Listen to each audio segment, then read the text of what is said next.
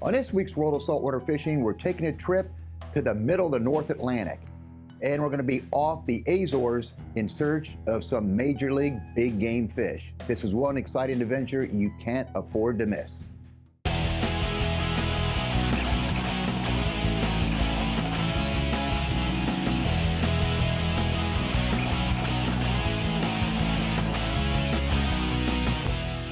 George Poveromo's World of Saltwater Fishing. Big fish don't stand a chance.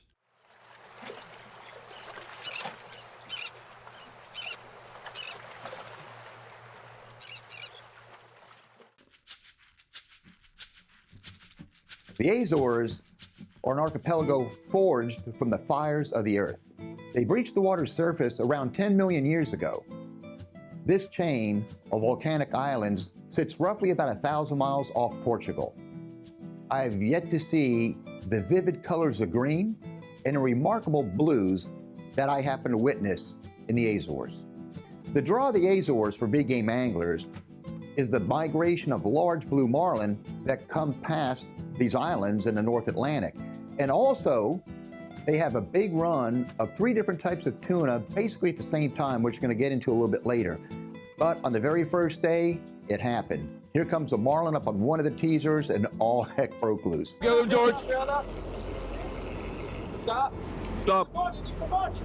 All right, It's a marlin. gotcha. But hang on. First, I need to tell you how we got here.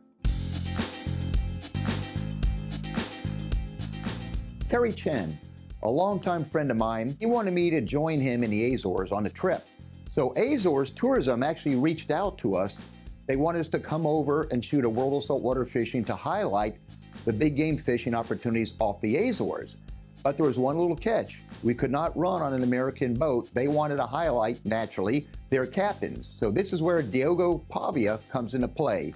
He's one of the local pros here that has a long-standing history of catching all sorts of fish off the Azores, blue marlin included. So you look at the time frame, about 3 hours from Fort Lauderdale to JFK, New York. Then from there we had an 8-hour layover. Then we boarded the SATA flight for about 6.5 hours of flying time to San Miguel. So no need to tell you, we were all worn out. And our tour guide met us, and we couldn't wait to get to the hotel and catch up on some sleep. But oh no, tourism had other plans for us.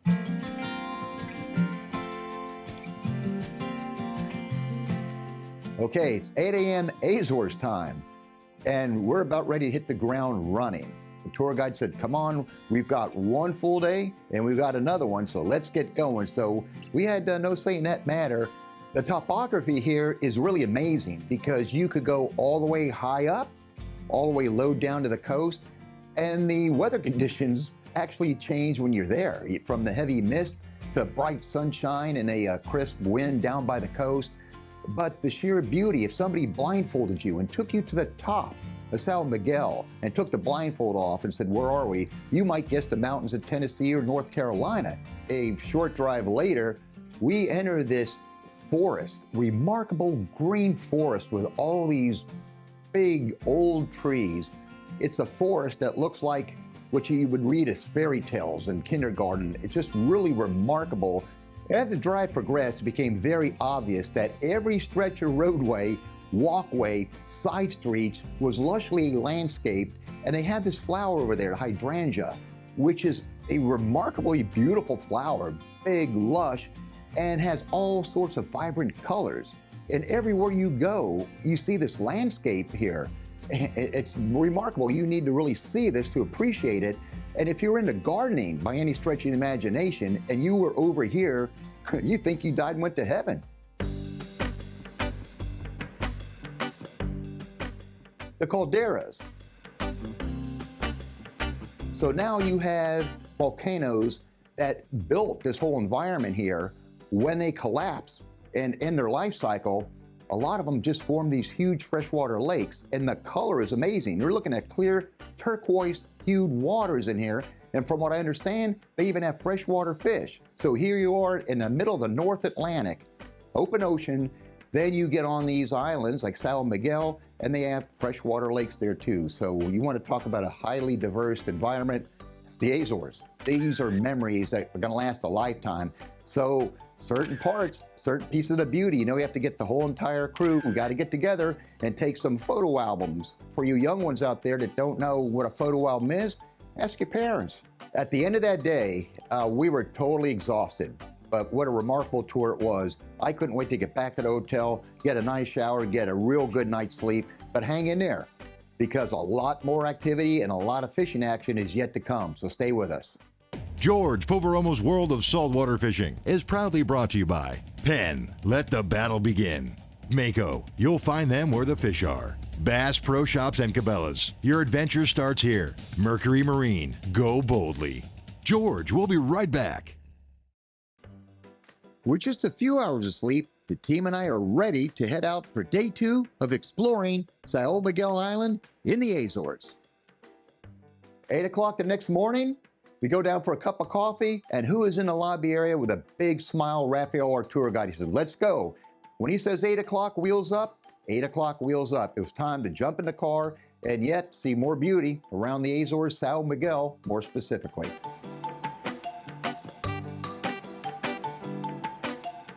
After a short drive, Raphael took us to these volcanic hot springs. Now, this is an area that you just see a lot of steam coming up from the ground, and people actually cook their food in these hot springs. I'm watching people put food in pots into these sulfur hot springs for a period of time, and then I learned that a lot of the local restaurants will specialize in having your food cooked in these sulfur pits. And then when it's all done, they'll bring that food up and then serve it. It's pretty remarkable because you're cooking with Mother Nature right here. Sulfur pits. No additives, no preservatives. Could you get more natural than that? I don't know. So after the hot springs, we had a truck here that served pina coladas right on site. So I figured it has to be good. We're not driving, Raphael is, so we might as well enjoy some of the local pina coladas here. But to my surprise, is they don't use rum here. A pina colada with vodka, whatever happened to Papa's Pilar rum? I don't know if I really enjoyed that vodka pina colada.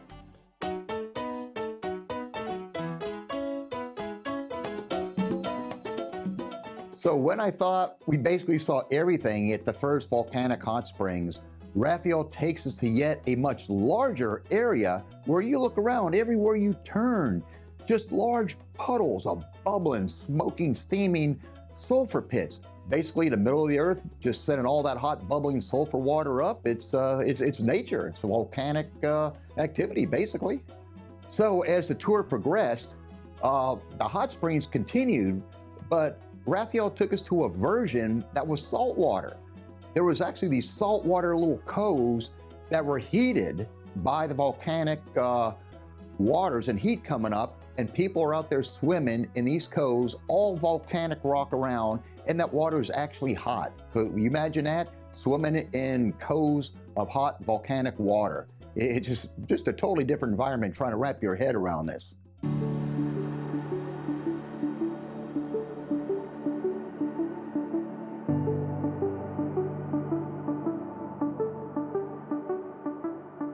Another beautiful point I need to make and actually show you was this one horseshoe-like area or environment that had a remarkably beautiful waterfall coming down.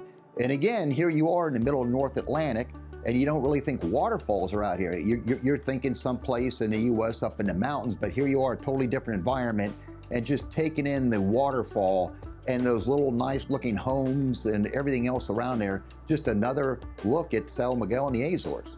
And did you know that the Azores are known for their tea? We took a tour of the Guarana tea factory, just acres upon acres of tea. And of course, I had strict orders from my wife and a couple of my daughters that don't come back to the U.S. without buying some Guarana tea. So that's exactly what I did. So the tour of São Miguel ended in the city where we walked around, taking in all the sights and sounds. We didn't have much time there because we had to board a flight to Fayal. I'll tell you what, a lot of seat time on this trip. We're getting that much closer to going fishing. George, what does SATA stand for? Superior Atlantic Tuna Angling.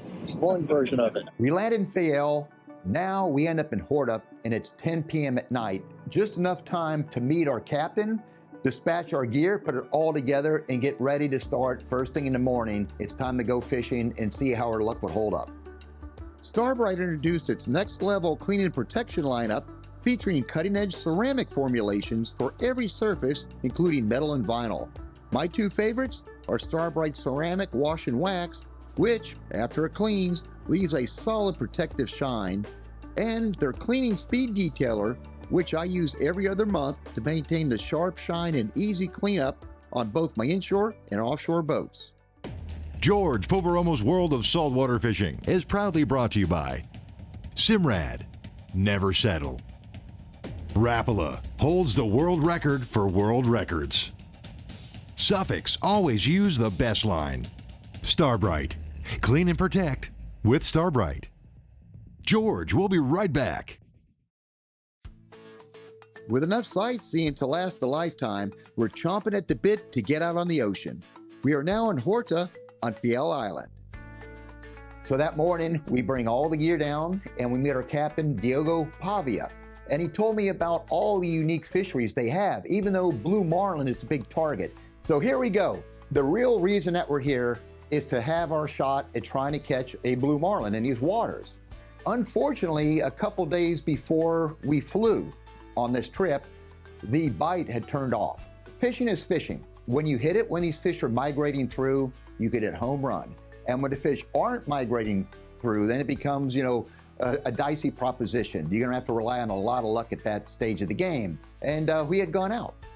And we had Andrea working the cockpit with a really good crew. Diogo was up there on top and put a full spread of lures out.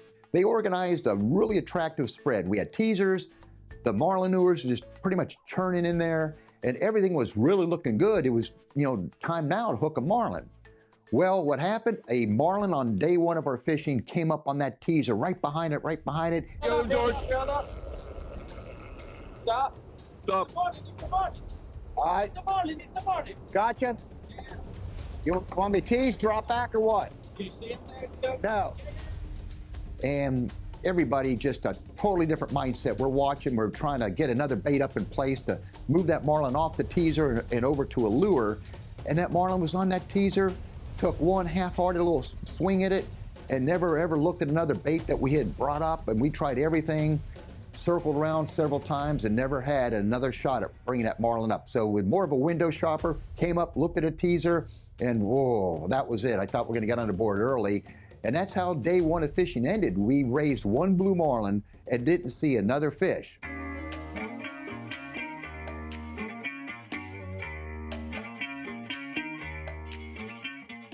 Day two, the baits go back out. Everything is really looking remarkable. So we're trolling. What happened the previous day, it was an afternoon bite where we raised the fish on the teaser. So it was the afternoon, and here comes a marlin. Comes up behind one of the lures and just half-hearted whacked it. Oh, this side. Left long. So we reeled up really quickly, trying to tease the marlin back for a strike, raced over to the lure on the other side of the boat, halfway hit that, not aggressively, and we tried everything, trying to tease this fish up again, and it never ever came back. And never saw a fish the rest of the afternoon. So now time is drawing short here. We're here to do a fishing show. Without a fish, as much remarkable beauty the Azores have, we can't do a show unless we catch a fish. So the pressure is starting to mount. It's a long way to go and not catch a fish and not get a show. What would we replace this show with? A Biscayne Bay sea trout show?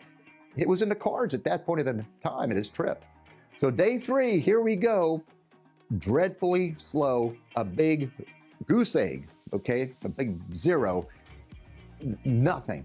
The cameras did not even come out of their cases. We got one more day after this one, and without a fish on day four, you won't be seeing this program. The Azores encompass all colors of the spectrum, from cobalt blue to the most vibrant evergreen waters. The big draw here, fishing-wise, is the annual migration of large blue marlin, some approaching and breaking 1,000 pounds. However, their yet-to-be-tapped fishery are the tunas. Often, yellowfin, bluefin, and big-eye tunas are here all at the same time. An artbypasta.com from Catch the Canvas Rendering. Catch the canvas, baby. We'll be right back. George Poveromo's World of Saltwater Fishing is proudly brought to you by the Florida Keys and Key West. Come as you are. ACR, the leader in marine safety electronics. Papa's Pilar Artesian Crafted Rum. Never a spectator. VMC, your expert in hooks. Art by Pasta. Real life art. Visit artbypasta.com. Day 4, this is it. The last day in the Azores to try to get a fish for a show. We're focused on blue marlin. And Rob the Swede Green, my show producer, and I had a long talk with Diogo that morning and said, Diogo, we need a fish. We need to change something up. If these marlin, if we can't raise a marlin or get a marlin, we have to do something. What about the tuna? It's one of the very few places in the world where you have 3 types of tuna in the waters, all at the same time, all large. We're talking yellowfin tuna, bluefin tuna, and big-eye tuna. And Diogo says that the tuna are all over. You go to certain sides of the island and you can find them over there, and they're all big. We have Diogo's reputation to save. We've got the Azores Tourism who brought us over here. It's hard to showcase an area when you don't have anything to showcase, but we're making it work. We spoke with Diogo. He finally gave in. He said, okay, we're going to go for the tunas now. And when he rounded the island and we look and we see birds everywhere, it was like a totally different life zone here. Changed out a couple of lures in the spread, put more tuna-oriented lures in. And here we are, I guess it's 4 o'clock in the afternoon, somewhere in that time frame. We just start to drag through the birds. And then, bam!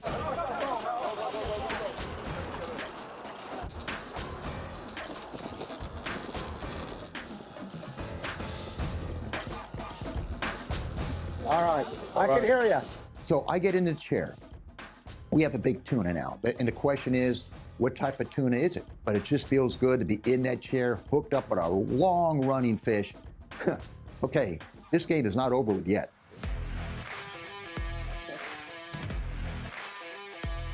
And it's going, and it's going.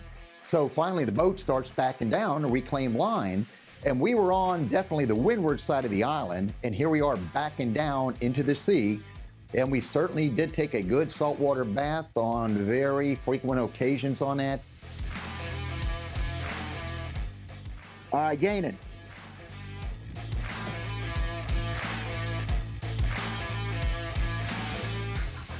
There he is. There he is. I see him.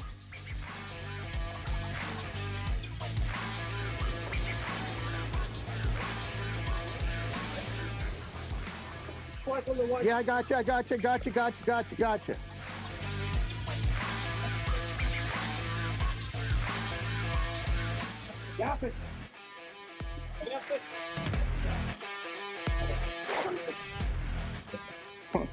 No comment. They'll probably bleep it out anyway. Oh. Hey, close the door. Whoa! All right, I'm coming out of the chair now if you want to get them at it. Come here. Nice one. Oh, that's a good fish. Woo! That's a 200. I'm getting this headset off. I'm not driving a NASCAR car. I'm fishing. And I'm looking at this fish, and now I'm just totally besides myself. Wow. Not only is this a large big-eye tuna, but here was the show. Right here was the show. And the celebration began. And the time was out. We had to get back around to the marina, so we didn't have much time to even put the baits back out and nail another one. But there's no doubt in my mind, we would have crushed the tuna. Big eye tunas all year round, and huge ones like this one. And on this part of the year, we normally target for big blue marlins because they pass here too. But we do a lot of big eye tuna fishing all over the year. They're lifting this tuna out, moving it to the scale. We're sitting there watching. We're just feeling really good at this point in time that we definitely eked out a show, but in a big way. And when the tuna was weighed and scaled, it came in at 220 pounds. 220-pound big-eye tuna. Beat my previous big-eye tuna, 215 pounds, caught off of Maryland. So a new personal best. So back at the dock that night, it was time to wash up and break down our my Penn reels and rods and get them ready for the trip. And they had the big guy, but I'll tell you what, it was remarkable to be fishing in North Atlantic to an unbelievable spot called the Azores, which are owned by Portugal. And I'll tell you, if we get that call from tourism again, we will definitely be back. And this time, we're going to make sure Diogo spends a lot of time on those tuna. Marlin, be damned. If you're a fan of our show, keep up with our adventures by following us on social media. I'm on Instagram at George Poveromo, and on Facebook, go to facebook.com/George.Poveromo. You can also watch your episodes at any time on YouTube at George Poveromo TV. We'll see you on the water.